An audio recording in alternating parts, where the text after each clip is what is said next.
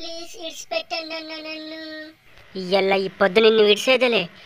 రామచంద్రవనంలో కొళ్ళు పట్టుకొస్తావా? ఎంత ధైర్యమరా నీకు? వాళ్ళేమో మమ్మల్ని ఎడతారు. ఇలా ఇడిచిపెట్టద్దు, కొరికి పారేయారు వీణ్ణి. ప్లీజ్ వదిలేయండి, ఇంకోసారి వెళ్ళను అన్న, వదిలేయండి. అనుష వాడిని కొరికిపారే, వాడిట్లనే అంటాడు. ఏ ఊరుకో సురేష్, ఏంటి పాపం అతను వదిలే. పాపం మనం కూడా ఇంటలో వేయండి. పదం. కాదు అనుష, వాడు కోనికెత్తుకొస్తే మనల్ని ఎట్టి పడేస్తారు వాళ్ళు. ఎట్లా చెప్పు ఇప్పుడు? పాపం ఈ ఒక్కసారికి వదిలేద్దాం, ఇంకోసారి ఏస్తే చెప్తాం. అక్కడ చూడరా ఆగు, ఆ పొట్టోని వాడిని ఎట్లా కొరుకుతున్నారో. పాపము కదా. ఏంటి పాపము? వాడు రామచంద్ర వాళ్ళ ఇంటికాడ కోళ్ళు ఎత్తుకొస్తాడట, అందుకనే వాడిని బరుకుతారు వాళ్ళు. అంత మాత్రానికే బరకాలా వాడిని? కాదు, వీడు కోడెత్తుకొస్తే ఆ రామచంద్ర వాళ్ళు వీళ్ళని తిడతారట, అందుకనే వాళ్ళు వాడిని బరుకుతారు.